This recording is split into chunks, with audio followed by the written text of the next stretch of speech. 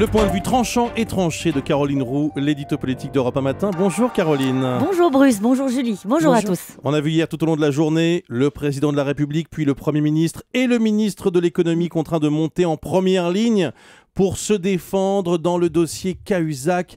Une question ce matin, est-ce qu'ils ont réussi à faire baisser la pression? Non, le gouvernement est cerné, sans oxygène, la pression est intacte, portée par l'opposition de droite et de gauche qui demande des comptes, qui réclame pêle-mêle la démission du Premier ministre accusé de candeur, du ministre de l'économie accusé de complaisance, dissolution pour les uns, coup de balai pour les autres. Pression de la gauche militante, de la gauche de cœur qui regarde cette équipe avec dépit et déception. Pression de la justice qui tient désormais le feuilleton Cahuzac entre ses mains. Pression de la presse qui veut savoir si l'exécutif aurait pu trancher plus tôt. Pression d'une situation économique qui n'offre aucune issue à court terme pour l'exécutif. Pression des Français enfin qui se demandent s'il faut être totalement rassuré par un gouvernement qui assure qu'il ne savait rien.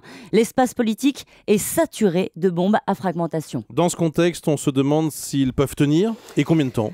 Alors ils ont les moyens de résister au choc grâce à la force de nos institutions. Un président élu pour 5 ans, une majorité solide à l'Assemblée et un appareil d'État habitué à faire tourner la boutique pendant les crises politiques.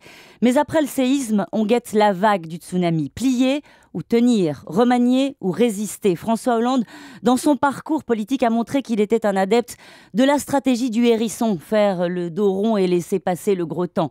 Changer de Premier ministre, resserrer son équipe, l'hypothèse n'est pas encore sur le bureau du chef de l'État. Est-ce qu'il devra accélérer son calendrier pour répondre à la pression ? 11 mois après son élection, la question est posée, ce qui est déjà un échec. Comment peut-il reprendre la main ? Certainement pas en continuant de faire ce qu'il a fait hier. On ne peut pas parler d'outrage à la République devant le drapeau tricolore et dégainer 3 mesures minuscules dans l'urgence pour espérer moraliser la vie politique. Tout comme on ne peut pas répondre, choc de simplification, au choc de la mondialisation. Sans levier économique, sans l'audace des réformes, sans la clarté politique, François Hollande ne peut compter que sur la force du temps et sur sa capacité de résistance, un peu juste quand la maison brûle. L'espace politique est saturé, c'est ce que nous dit ce matin Caroline Roux.